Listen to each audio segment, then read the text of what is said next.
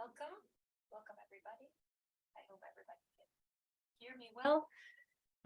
My name is Aukje Snijders. I work at Royal Dutch Visio, and on behalf of the ENVITER team, I welcome you to this webinar. This webinar organized by ENVITER. It's a webinar that takes place every 2 months. Usually we have different topics each time, and this time it will be hosted by Visio, and it's going to be a webinar about active learning. There are a few announcements about this webinar. The webinar will be recorded. You are in a Zoom session where your video and microphones are disabled. So if you have any questions, please use the Q&A. And if you have any other comments, for example, my sound isn't working, or you can't hear, or someone should speak a little bit louder, please use the chat. If you want to use a screen reader for the Q&A, you can use the basic navigation, tap and enter for Windows, and swipe and tap for iOS. Questions are answered as much as possible at the same time. So if there's a logical break in the presentation, we will collect some questions and answer them at the same time. There are some panelists behind the screens who will be answering your questions if there are any. And our speaker, Martien, will also answer some of the questions in her presentation. And we hope that at the end of the webinar, there's also going to be some time for questions.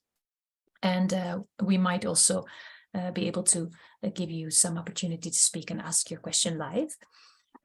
You can choose your own speaker view in the top right corner. If all is well, only the speaker has his video on, but you can choose in the top corner of your screen how you would like the view to be. So I hope that is enough information for my side. If you want to have auditory tracking during this online meeting, visual images are articulated as well as possible, so the meeting can also be followed even if you only listen. After the meeting, we will send you an evaluation form. You will receive it from ENVITER. So we would like to know what you think of the of this webinar.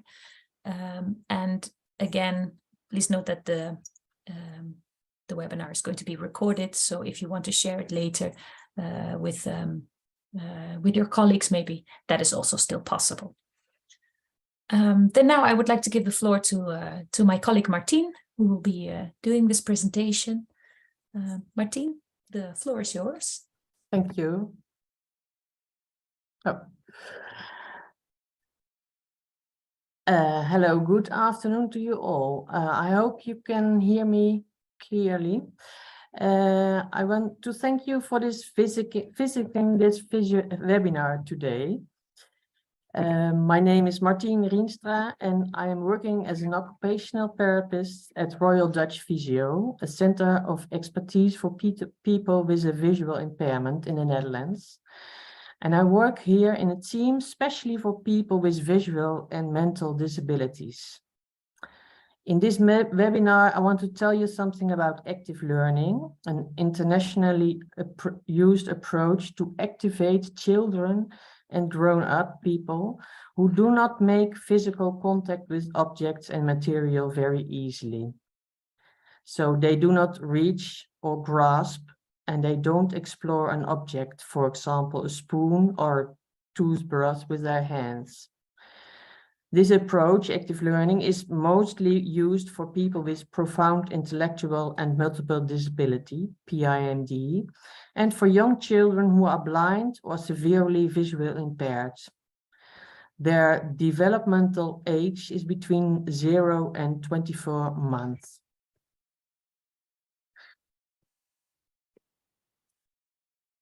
Oh, so today we will talk about the target group, and we will meet Lily Nielsen. She already died, but I will tell something about her. She's the founder of Active Learning. I will tell you something about active learning in practice. We show you some little movies, and then we will tell you something about the theory behind the approach, and at last, how about the developmentals around active learning at this moment.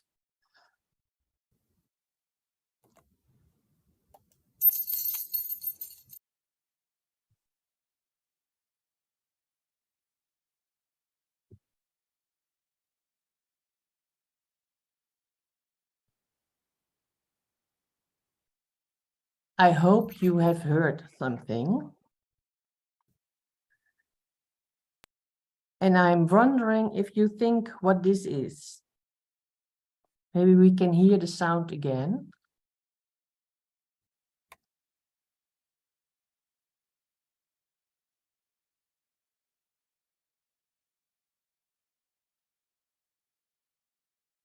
I don't hear it very clear, but it is a very familiar sound. And if you could have heard this sound, I'm wondering if you know how it feels, the object that made this sound, and how heavy or light it was. And I'm wondering, because the sound is not so loud, excuse me for that. I'm wondering if you know what you can do with it. Okay, now I explain. We have heard you, let hear you the sound of a keychain. And well, I'm sorry, but it wasn't just the way we want to do it. But if you hear the sound of a keychain and you have already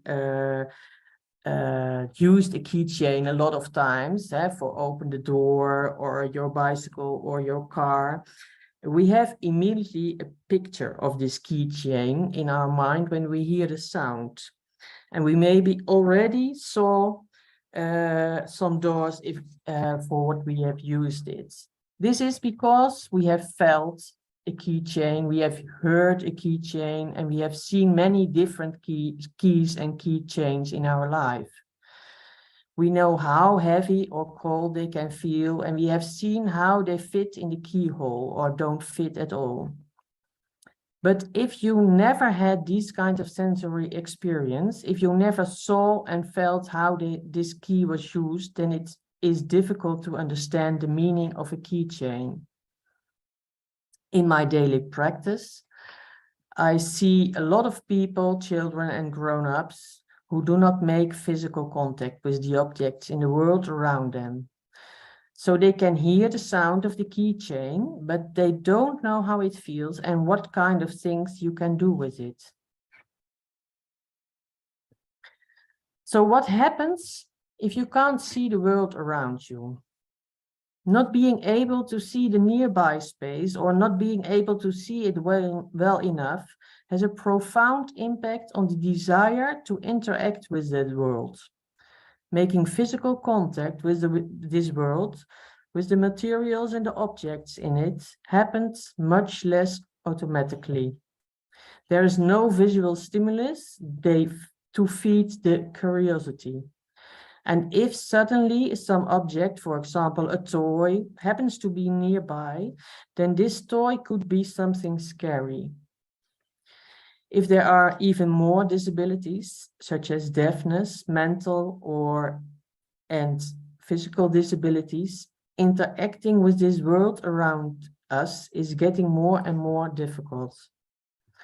So in practice, we see people with less exploratory behavior. Reaching, grasping, and holding objects is much more challenging. It can be scary, it can be physically impossible, and it can be uninteresting. We also see people who need help from others to explore, sometimes 24 hours a day. And if this help isn't there, they become more and more passive. under stimulation, you can call it. And we also see people who explore their own body and clothes, because this is the most familiar to them and always around them. So now I want to show you a movie of Roderick. Roderick is a man of 36 years old. He is almost blind and he has some light perception. He sits in a wheelchair during the day. He has a severe intellectual disability, and this movie is about an empty moment. And there are a lot of these moments during the day for Roderick. I'm stop sharing because we are going to show the movie to you.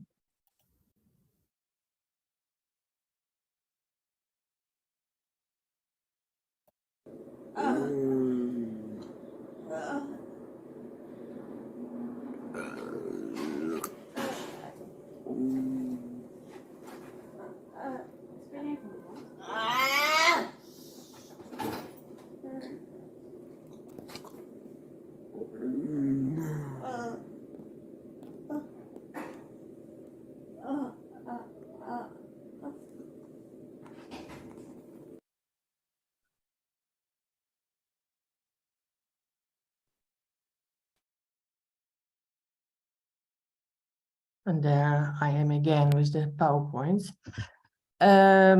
Yeah, I don't know if this Roderick is a familiar person to you all.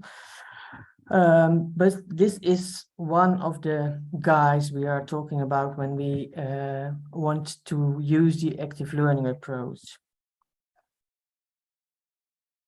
So if you don't touch, don't scratch, don't grasp anything, for example, a toy, a spoon, there is a chance that there will be a delay in your development on several areas. In our target group, we observe, for example, a delayed development of gross and finer motor movements. If you think only about all the movements children make when they start to explore the world around them, the whole day is one big sport event, exercising all the muscles and getting feedback from all these movements they make. Our target group doesn't get all these exercises. There is no connection between sensory and motor output. If you don't grasp or touch objects and you only hear the sounds of, for example, the keys you have heard in the beginning, then you only know about one aspect of this key. So that's why there will be a delay in concept development. They don't build a very extensive database of all the things around them. Just a few concepts will be familiar to them. Bodily understanding and spatial relationships will develop less. You have no or less experience of making movements with your own body in this world around you. You don't get any feedback, so you don't get the experience that you can influence the nearby world. You don't get any information about functional actions. For example, that it is you who makes that sound, or that it's you of the tinkle bell, or that it's you who make the scratching sound with the washing up brush. So this is Lily Nielsen, and she is the founder of Active Learning. She developed Active Learning in the 90s. She was a sister of a blind brother, and as an occupational therapist and later as a psychologist, she wrote about her experiences in daily practice. She worked with visually and mentally disabled children in Denmark. And piece by piece, she described her experiences, and so Active Learning was born. In 1996, she received her PhD degree for her research on the little room. And the little room is one of the most is one of the specific materials he created to stimulate exploratory behavior.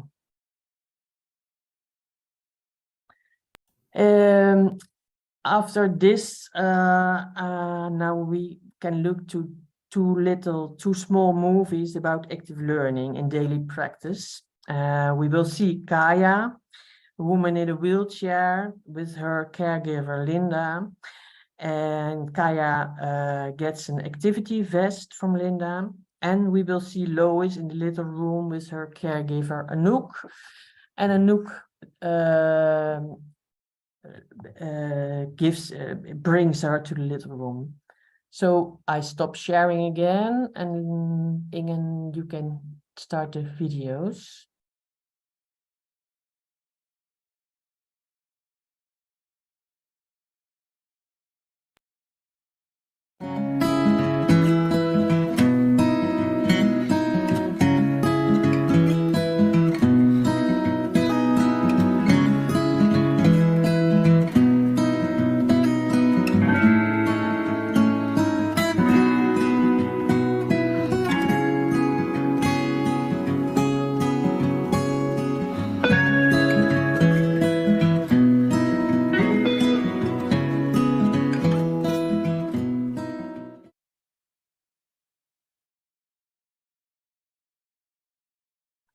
So this one was Lois in a little room. And now we will see Kaya in the activity vest.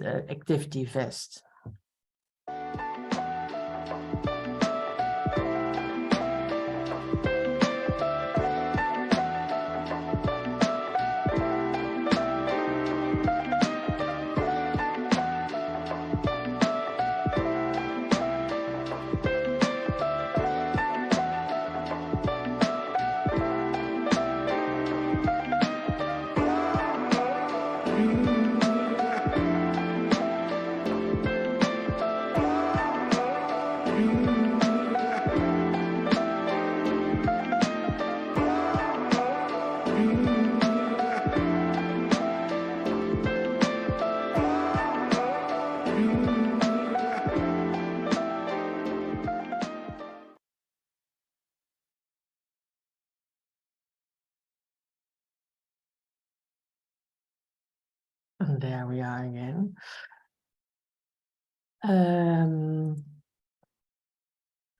So I think you get a little impression about active learning. In the Netherlands, active learning nowadays is an approach used for persons who do not easily make physical contact with objects and materials. And active learning helps them to discover the nearby world and gives them an opportunity to get involved in that world and interact with it. We use the following definition in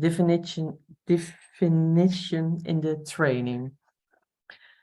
I will read, but you can read it by yourself also. To facilitate the client to actively make physical contact with objects, materials, and people through means tailored to the client, with the goal of stimulating and expanding the client's awareness of their options for acting and making contact. Active learning is about bringing objects and materials nearby so that there is something to experience and to explore. The nearby space is adapted to the possibilities of the person. And objects and materials are fixated somewhere in the nearby space. The tinkle bell cannot disappear and it will always be at the same position. So it's easy to find it again and again and again. Some persons will react immediately by throwing away the object that they feel. But in this approach, away is not away, because the tinkle bell will stay in their nearby space. And this will trigger some curiosity in most of the persons. And sometimes it takes a very long time before we see any curiosity. If there are more objects in a nearby space, there will be a bigger chance of physical contact with one of these objects. And this will give direct feedback. Touching, hearing, and moving are combined in this action. This is Little Room, and this is the most famous special material of Nielsen. I think most people associate the Little Room with active learning. Nielsen designed this little house especially for people we are talking about in this webinar. If you are in it, you feel the borders everywhere. And we all know that a border most of the time gives a feeling of safety, comfort, and protection. And furthermore, the movements of the person in the little room will quite often touch the walls and give a tactile response, sometimes also a sound and a visual effect. The sounds you make when you are lying in the little room, you will hear more clearly because of the borders. And often children will experience sounds in this room with their own voice. The objects stay in the same place and will not disappear. And look here, it feels good and safe to have your own place to explore. On the walls, there are different kinds of objects. The left side is different from the right side. Feeling these differences is the start of distinguishing right and left. And this here is an activity vest. We use this especially when persons are touching their own clothes a lot. By giving them this vest, there's more to explore, and you can switch the objects easily. Also, here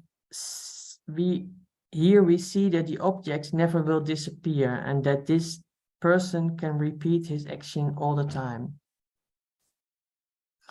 So in this approach of active learning, we talk about special materials like the little room and activity vest, but another important issue concerns the objects we use in combination with these special materials. And we use daily objects and sensory objects.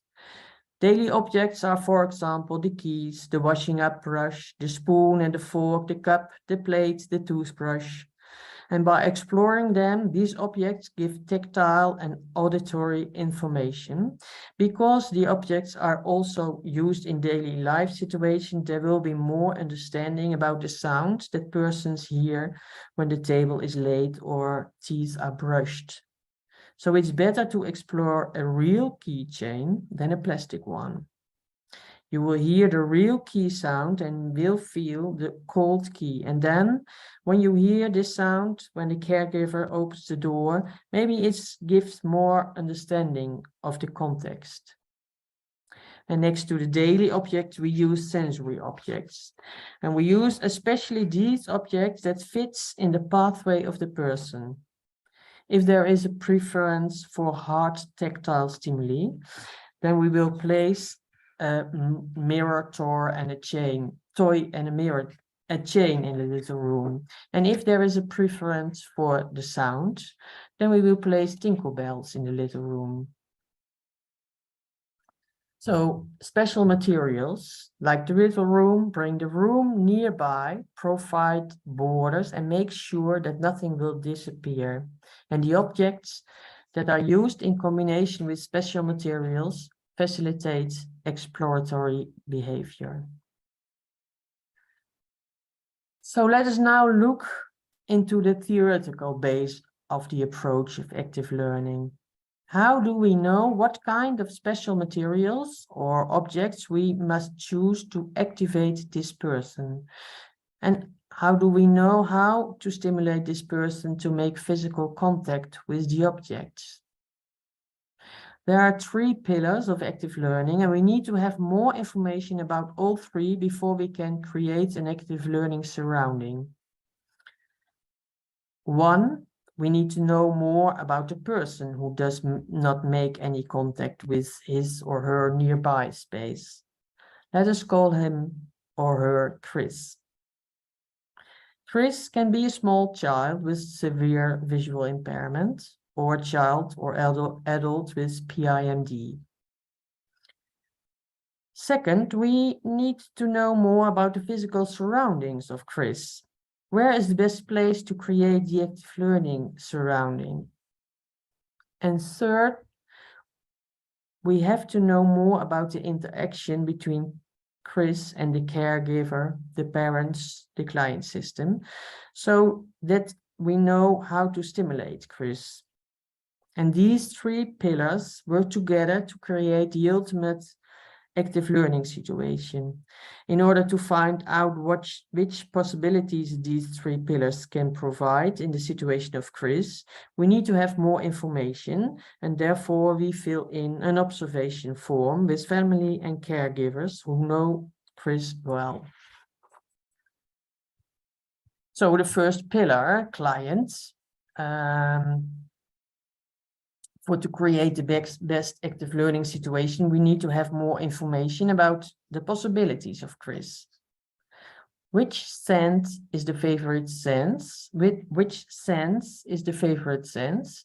Is it the tactile system or the auditory system? And what kind of motor skills are possible? Is there a possibility to grasp or to hold? Or is Chris perhaps a person that makes more easily contact with objects with his feet? And how about alertness? And what exactly influences the alertness? Is there information about AQ and EQ? And is there information about the balance between these two? Are there favorite toys? Are there favorite moments for Chris? The second pillar is the surrounding, and in the information observation form, we also want to know about the possibilities of the daily surroundings of Chris. So we need to have information about what kind of materials and objects are available, and what kind of lighting is used, and is this lighting appropriate to Chris's visual impairment?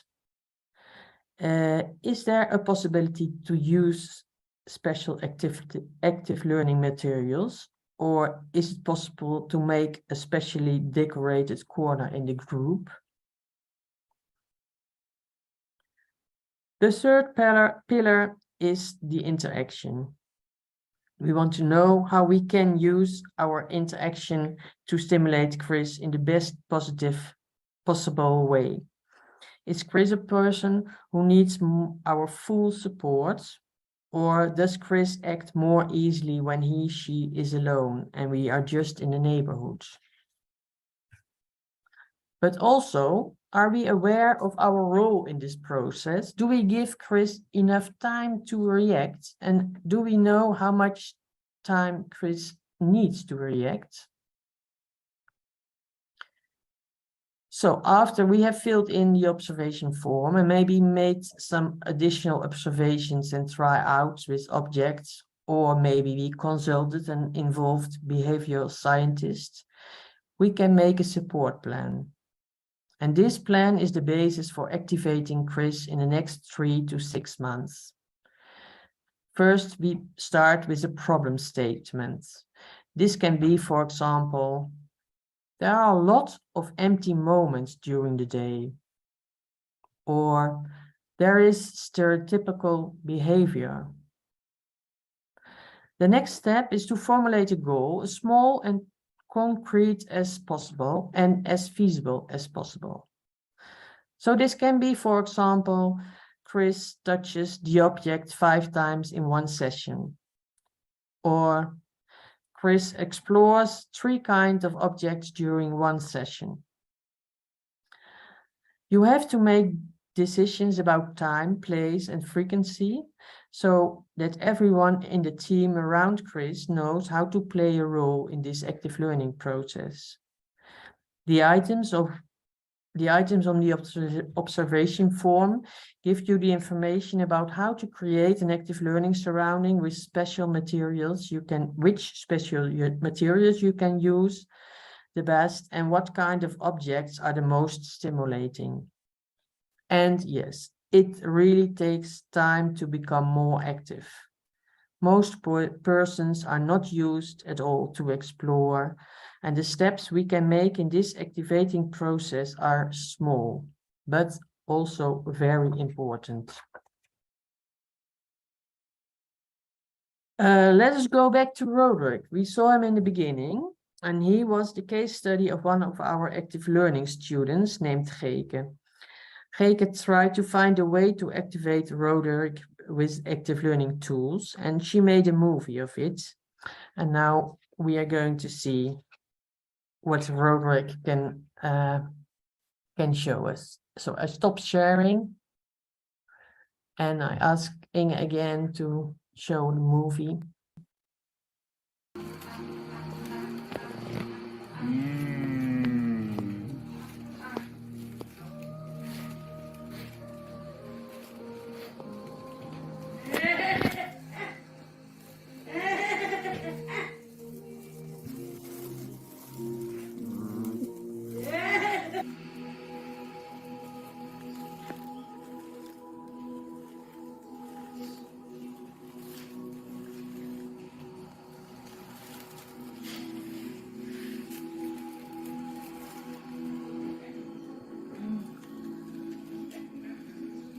Anja, vind je dat goed? Kun je zelf even wat voelen?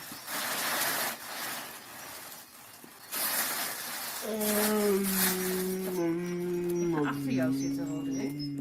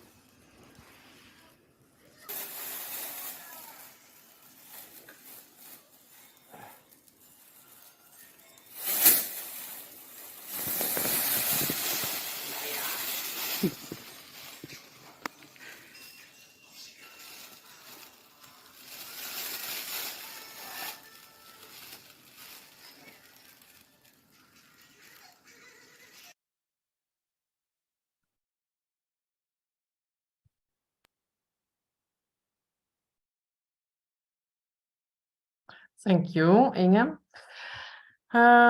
Yeah, in my believing, this is a very beautiful movie to see how small the steps are and yeah, how beautiful the results can be for Roderick in this case, I think. In the Netherlands, active learning is an active approach inside Bartimeus and Visio, two Dutch centers for people with visual impairments.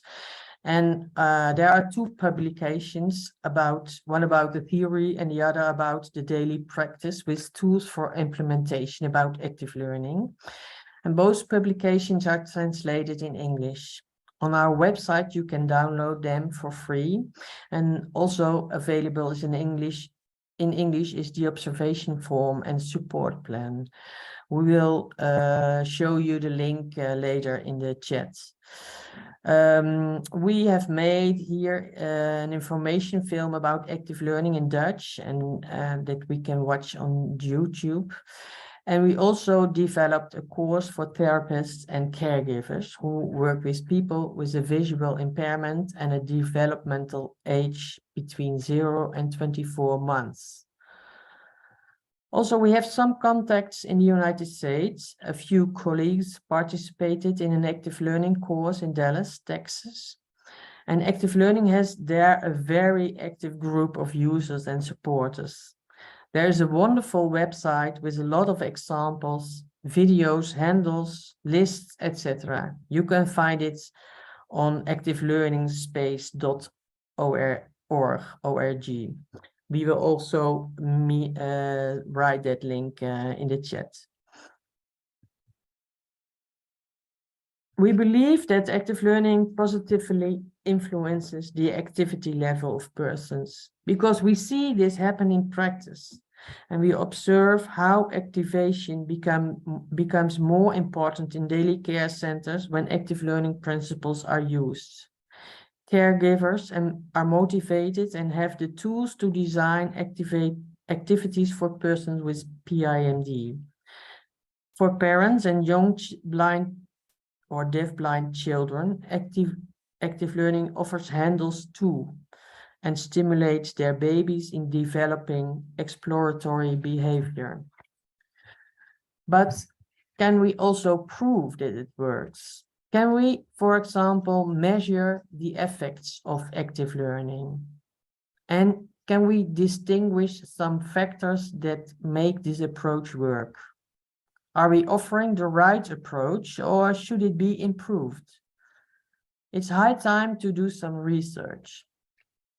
The approach seems to be promising, but until now, there has not been a lot of research on its effectiveness. And last year, Visio and the Academic Collaborated Center for PIMD in Groningen, in the north of the Netherlands, started a research project with the following research goal. We have insight into the effective elements of active learning approach and their relationship with the exploratory behavior of the person with PIMD. So this is about which elements can we observe to be effective in the approach active learning, and which changes can we perceive? Is there maybe a relation between the elements of active learning and the exploratory behavior of the client? We use a multiple case study method for this research. And in the course of 8 months, we are following 4 grown-up clients with PIMD, 8 caregivers of these clients and their activation surroundings. The caregivers follow an active learning training and we collect data on the basis of video recordings and questionnaires. The recordings and the questionnaires will zoom in on the exploratory behavior of the clients, the interaction between caregivers and clients, and the changes in the nearby surroundings. We will expect the results of this research in the summer of 2024. And with the results, we will improve the approach and the course. And we will share the results by publishing them in an international journal.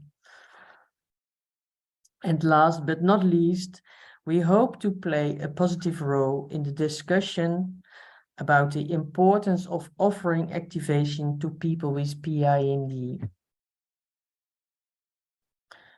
Thank you for your attention. This was my last slide. Thank you, Martien. That was really great. I think you have given a really great overview of what is active learning, how it is used in the Netherlands, and really good to see also that there's a lot of research into the workings of active learning and how you contribute to that. So that's really interesting. I have not seen too many questions. I think there was one question. It was in Dutch. Maybe it's nice to translate it. It was not really a question, but it was a comment from someone who actually knows Roderick from one of the locations where she works, and she says it's so nice to see that there were so many small, how do you say that, small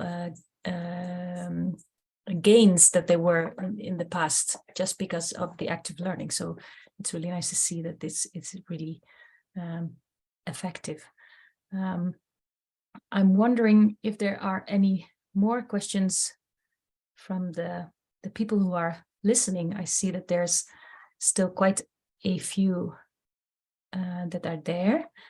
I don't know if it's possible for people maybe to raise their hands if they want to ask a question so that we can actually give them the opportunity to ask their question live.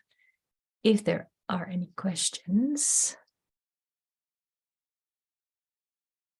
No, maybe I have a question for you, maybe Martien. How long have you been working with active learning over the past years, and what is your main, how do you say that, your main, let's say, benefit that you see and that you really want to explore further maybe in the future? Oh, you're muted still. Yeah.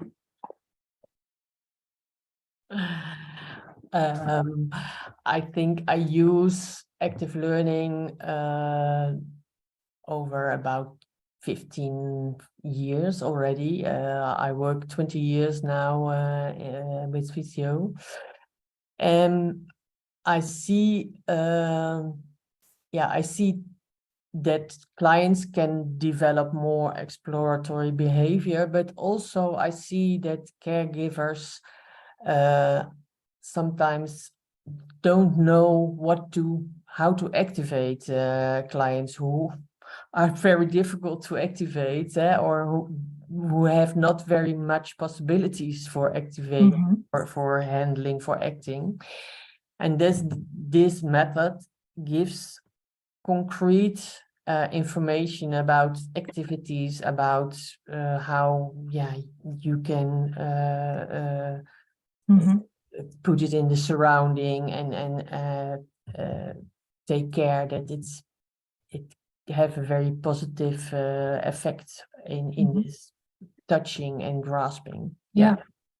And so from the people who are now listening to this webinar, there might be also caregivers who are really familiar with the target group, but maybe not so familiar with the active learning approach. You have shown the handbook, right? That is translated by Physio from Dutch to English. Yeah. Do they have to be trained in a certain way, or can they just also use the handbook to maybe even start working on small things in practice? How can they make use of it? Yeah, I think the books give handles to use the active learning. I see when we train caregivers, therapists, that the theory behind active learning is get more importance, and little room is used in a lot of day centers I come, and it's you lay the child down in the little room, and then what happens, and sometimes there will be happening something. But for me, it's very important that you know what you do, why you use the objects in the little room, or why you use the little room and not the activity vest, or that kind of thing. So I think a training give you more in-house, give you more substance. To use the tools that are in the booklets written. Yeah. And if they have any questions, can they write to you maybe?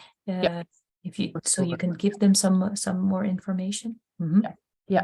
I know that there are also a few of our colleagues also working with active learning in the group here.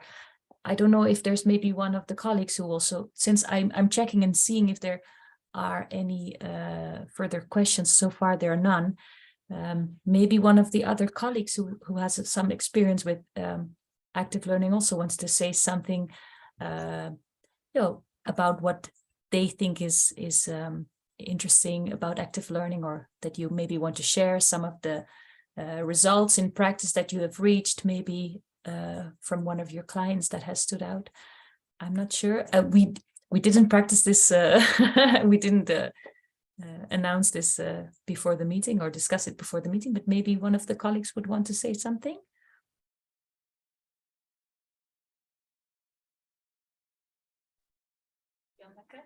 Yeah. Oh, I'm sorry. I'm working with active learning now for a couple of years. And sometimes when we want to tell something about active learning, we see that people react, oh, there's so much stuff in the environment. You use so much different materials and so many materials. And that's always a thing that to explain why you are using so many materials. If you only use like 2, 3, 4 objects, clients can't find them, and it takes too long to find them. So they are not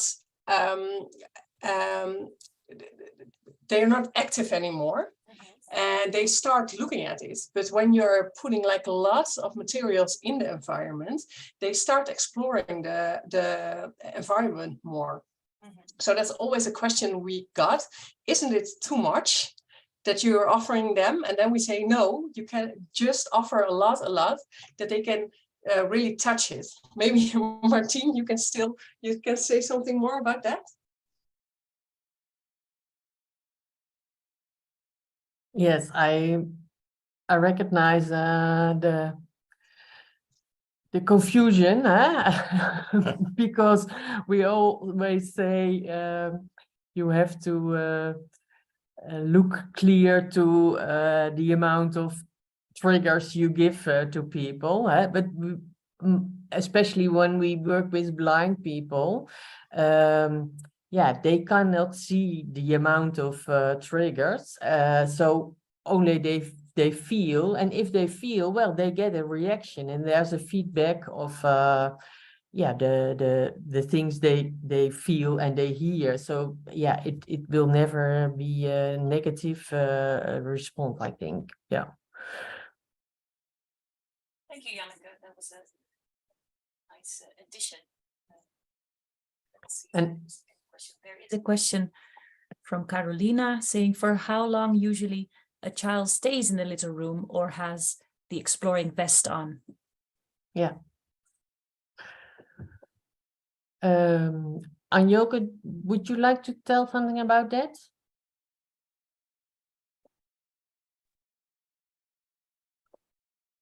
Yeah, I think it's important that you make an appointment with the environment, and you can put a child every day for a couple of times in the little room. And when they don't like it, they get out of the little room. But my experience is that they're very happy when they're in the little room.